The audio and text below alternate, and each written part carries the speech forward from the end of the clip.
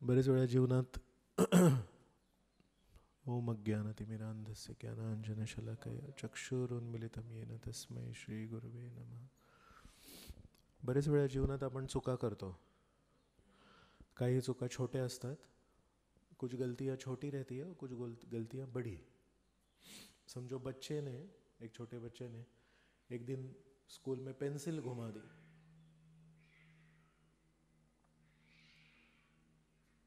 जब mummy papa को पता चलेगा तो थोड़ा डांटेंगे. और समझो कुछ दिनों बाद उनको समझ में आया कि इसने 2-3 नोटबुक ही घुमा दी, तो उसको और डांटेंगे. अगर आपको छोटी बीमारी हुई है तो डॉक्टर आपको छोटी सिंपल दवाई देता है, और अगर कोई बड़ी बीमारी हुई तो पूरा 2 महीने का कोर्स रहता है. वो पूरे 2 महीने तक आपको दवाई लेनी है. अभी कुछ दिनों पहले हमारे मंदिर में जो एकादशी थी, तो अगले दिन द्वादशी के दिन खिचड़ी बनती है सुबह ब्रेकफास्ट में. तो इस बार जब खिचड़ी बनी थी तो उसमें वो दूध ही डालते हैं, भोपला दूध ही रहता है. तो दूध ही कभी कभी कड़वी होती है, बहुत कम बार होती है लेकिन होगी. तो इस बार कितने 200-250 लोगों के लिए खिचड़ी बनाई थी, सब अच्छी बनाई थी, लेकिन उसमें जो दूधी था वो कड़वा था. तो सब ऑफरिंग हो गया, सब हो गया, और जब खाने को समय आया तो वो पूरी खिचड़ी कड़वी थी. तो क्या कर सकते हैं. तो कुछ कुछ भक्तों ने, उसके साथ थोड़ी सब्जी थी आलू की, तो कुछ कुछ भक्तों ने आलू की सब्जी के साथ खा लिया, लेकिन काफ़ी लोगों को तकलीफ हुआ. जो थोड़े सेंसिटिव थे तो उन्होंने वो क्या कर सकते हैं, वो खिचड़ी फेंक दिया उन्होंने. फिर दोपहर को हम जब दोपहर के प्रसाद के लिए आए तो दाल में नमक ही नहीं था, भूल गए डालना. तो मैं क्यों बता रहा हूँ, इसके लिए नहीं बता रहा हूँ कि इसमें ये हुआ था, ये बता रहा हूँ कि समझो दाल में नमक नहीं है तो छोटी सी गलती है, उसमें नमक डाल दीजिए, हो गया काम आपका. लेकिन अगर कड़वी हो जाए खिचड़ी तो उसमें आप क्या करेंगे, शक्कर डाल सकते हैं क्या? हाँ नहीं, शक्कर डालने से कुछ नहीं होगा, है ना. तो कुछ गलतियाँ छोटी गलतियाँ रहती है, उसका निवारण बहुत आसानी से हो सकता है, लेकिन कुछ बड़ी गलतियाँ होती है, उसका निवारण करते करते कभी कभी जिंदगी निकल जाती है. तो इसलिए शास्त्रों में कहते हैं कि जैसे कोई बीमारी है, अगर उस बीमारी को आप समय पे ठीक करें तो अच्छा है, जल्दी ठीक हो जाते हैं, सस्ते में छूट जाते हैं. लेकिन अगर आपको बीमारी है और आप उसको ध्यान नहीं दे रहे, उसको बढ़ने दे रहे हैं, तो फिर बाद में भी आपको तकलीफ होगी, और वो इतनी ज़्यादा होगी कि आपको भारी हो जाएगा.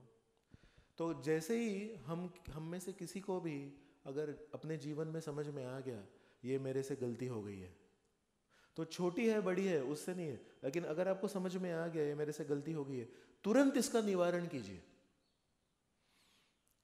क्योंकि गलती तो हुई है, बीमारी तो है, अब तो बीमारी बढ़ेगी. तो अगर हम एक गलती करते हैं कभी और हमको अगर समझ में आ गया, इसलिए शास्त्रों में कहते हैं जैसे ही आपको थोड़ा भी कुछ पाप लगे तो कहते हैं कि प्रायश्चित कीजिए उसके लिए. तो प्रायश्चित कैसे होता है, अलग अलग प्रकार के प्रायश्चित हैं. कई बार आज के ज़माने में हम देखते हैं, आप तीर्थ स्थान पे जाएंगे कोई, तो कोई ना कोई पुजारी होता है, कोई ना कोई मंदिर में कहता है इधर 100 रुपया दान दे दो, या इधर 5 मिनट पूजा कर लो तो आपके सब पाप धुल जाएंगे. तो ऐसा एक शास्त्रों में, कर्मकांड शास्त्रों में ऐसा लिखा है, इन देवताओं की पूजा करने से इन गलतियों का, पापों का नाश होता है. कभी कभी ये भी वर्णन है कि आप कुछ उपवास कीजिए, शरीर को कुछ तकलीफ दीजिए, क्योंकि आपने आनंद भोगने के लिए कुछ पाप किया था, तो आप उसी आनंद से विरक्त होने के लिए उसी शरीर को थोड़ी तकलीफ दीजिए. कई बार कहते हैं कि तीर्थ स्थान को जाइए, तो तीर्थ स्थान को जाना मतलब हवाई जहाज से जाना नहीं है.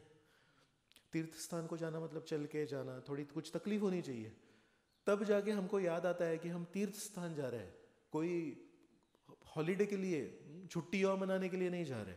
तो कई बार आप देखेंगे कैसे तीर्थ स्थान में ऐसे सिंपल सिंपल धर्मशाला होती है, लेकिन उन धर्मशालाओं में भी अच्छे अच्छे लोग ठहरते हैं.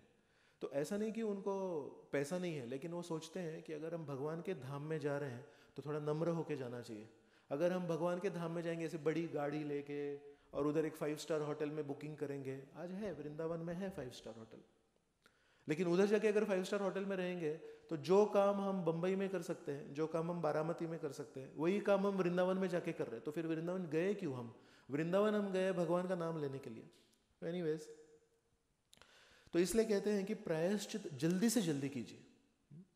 तो हमारा क्षण, हमारा जो जीवन है वो किसी भी क्षण खत्म हो सकता है। इसलिए धर्मशास्त्रों में मनु संहिता, पराशर संहिता, ये जो धर्मशास्त्र है इसमें लिखा है कि प्रायश्चित करने के लिए विलंब नहीं करना चाहिए कभी भी। जिस क्षण आपको समझ में आए कुछ गलती हुई है हमसे, तुरंत उसका निवारण ढूंढिए, क्या है इसका निवारण, और जल्दी से जल्दी कर दीजिए। क्यों? जैसे बीमारी को हम अगर नेग्लेक्ट करते हैं तो बीमारी बढ़ जाती है, वैसे ही अगर कुछ हमने गलती की है और हम उसको ध्यान नहीं दे रहे तो गलती बढ़ेगी। लेकिन हरि नाम के बारे में श्री चैतन्य महाप्रभु क्या कहते हैं शिक्षाष्टक में? कहते हैं सर्वात्मा स्नपनम परम विजयते श्री कृष्ण संकीर्तनम। तो पहले ही श्लोक में 7 फायदे बताए हैं हरि नाम के। उसमें एक फायदा है सर्वात्मा स्नपनम। सर्व आत्मा, जो भी व्यक्ति है, स्नपनम, स्नपनम शब्द का अर्थ है शुद्धिकरण। एक आज की भाषा में हम ऐसा बोल सकते हैं स्नान। तो श्री चैतन्य महाप्रभु और भी कुछ बता रहे हैं, लेकिन आज हम इस शब्दों पे थोड़ा विचार करेंगे। सर्वात्मा स्नपनम मतलब श्री चैतन्य महाप्रभु को मालूम है ये कलयुग के जो लोग हैं इन्होंने छोटी गलतियां नहीं की है, इन्होंने बड़ी गलतियां नहीं की है, इन्होंने केवल गलतियां ही की है। हमारा पूरा जीवन गलतियों से ही भरा है। अगर आप थोड़ा विचार करेंगे, ध्यान करेंगे, थोड़ा उसके ऊपर इंट्रोस्पेक्शन बोलते हैं, मैंने ऐसा उस समय किया था, उसका क्या परिणाम हुआ मेरे जीवन में, तो आपको समझ में आएगा कम बार हमने ठीक चीज की है और ज्यादा बार छोटी बड़ी मीडियम जो भी है हमने बहुत गलतियां की है। तो ये दोष भागवत में भी कहते हैं कलौ दोष निधे राजन अस्ति ही एको महद गुणा कीर्तना देव कृष्णस्य मुक्त संघ परम व्रजित। तो क्या कहते हैं? कलौ दोष निधि, दोष का सागर है। तो हरे कृष्ण। तो श्री चैतन्य महाप्रभु इसलिए चैतन्य चरितामृत में कहते हैं सेई कीर्तन हैते संसार नाशन चित्त शुद्धि सर्व भक्ति साधन उद्गम। तो एक ही श्लोक में 3 चीजें बता रहे हैं चैतन्य महाप्रभु। सेई कीर्तन हैते संसार नाशन, संसार का नाश होगा, मतलब ये भौतिक संसार का नाश नहीं होगा। हम संसार में क्यों हैं? भौतिक इच्छाओं के वजह से है, और हमने जो पूर्व जन्म में पाप किए हैं उनके वजह से है। तो चैतन्य महाप्रभु को कहते हैं सेई कीर्तने हैते संसार नाशन, मतलब हमारा जो अकाउंट में जितने सारे पाप है जिनकी वजह से हमको अभी जन्म लेना पड़ेगा और उन गलतियों का जो सजा है वो भुगतना पड़ेगा, तो कहते हैं उसका नाश हो जाएगा। मतलब पूर्व जो पाप किए हैं, जो गलतियां की है, छोटी हो या बड़ी हो, हैते संसार नाशन। ठीक है, चलो ये एक पहला फायदा है कि पूर्व काल में, पूर्व जन्म में जितनी भी हमने गलतियां की हैं वो साफ हो गई। तो जो आज तक कभी नहीं हो रहा था, छोटी गलती के लिए छोटा प्रायश्चित, बड़ी गलती के लिए बड़ा प्रायश्चित, ये चैतन्य महाप्रभु कहते हैं केवल हरि नाम में कीर्तन करने से, भक्तों के साथ कीर्तन करने से, कहते हैं सेई कीर्तन हैते संसार नाशन चित्त शुद्धि। चलो उस काल में तो हमने गलतियां की, गलतियां क्यों की? चित्त शुद्ध नहीं था, लोभ था, क्रोध था, गर्व था, इसलिए हमने गलतियां की। तो समझो संसार नाशन हो गया, पहले का जो अकाउंट है सब डिलीट हो गया। लेकिन अगर चित्त शुद्धि नहीं हुई है तो फिर से होगी गलती। तो इसलिए पूर्व गलतियों का अकाउंट साफ होना ये केवल 50% सॉल्यूशन है। मेरे अंदर जो बीमारी है उसकी दवाई लेना ये केवल 50% सॉल्यूशन है। अभी ऐसा भी कुछ लेना चाहिए कि आगे मैं कभी उस बीमारी का शिकार नहीं बनना चाहिए, अभी फिर से मैं कभी कुछ गलती नहीं करना चाहिए। तो इसलिए चित्त शुद्धि जब तक नहीं होती है तभी तक हम गलतियां करेंगे, प्रायश्चित करेंगे, फिर गलती करेंगे, फिर प्रायश्चित करेंगे, ये चक्कर चलते जाता है, कर्म चक्र। तो दूसरा फायदा चैतन्य महाप्रभु बता रहे हैं, चित्त शुद्धि। तो चलो, सर्व संसार नाशन और चित्त शुद्धि हो गई, तो अब हम साफ हो गए, पिछला अकाउंट भी चला गया और चित्त शुद्ध हो गया, तो आगे भी कोई गलती नहीं होगी। लेकिन क्या ये सक्सेस है? क्या ये this is the success of human form of life?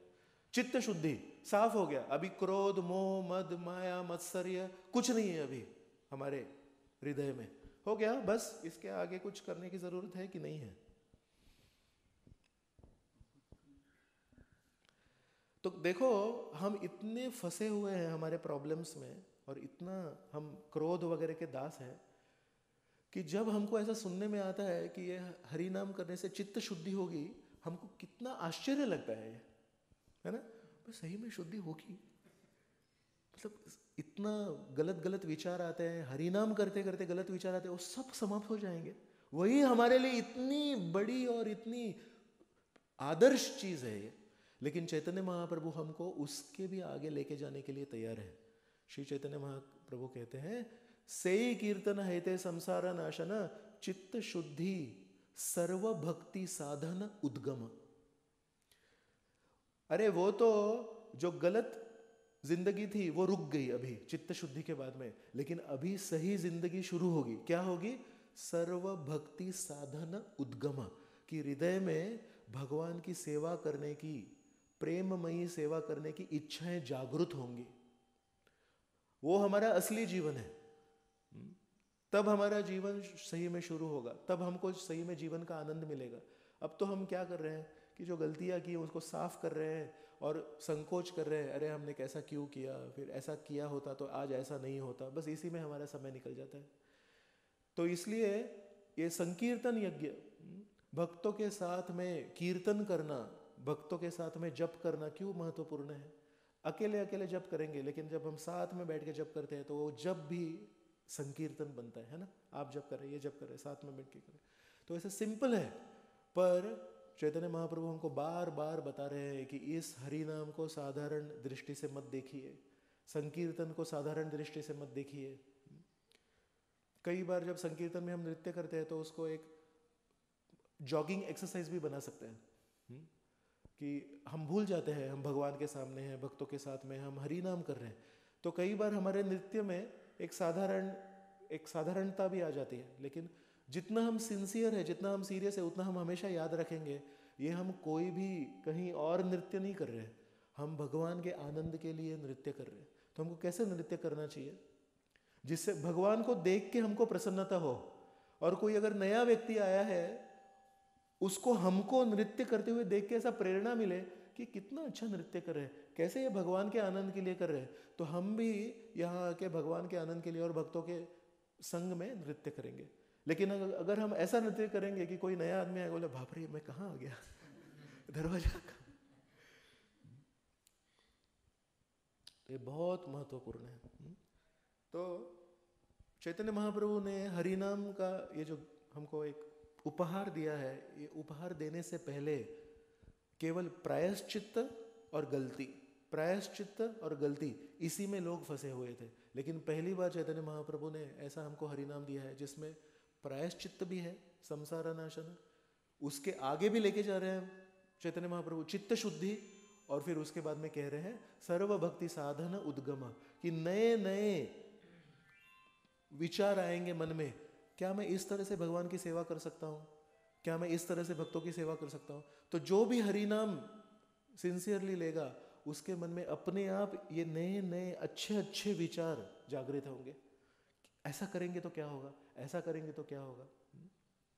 तो यही आज का एक संदेश है।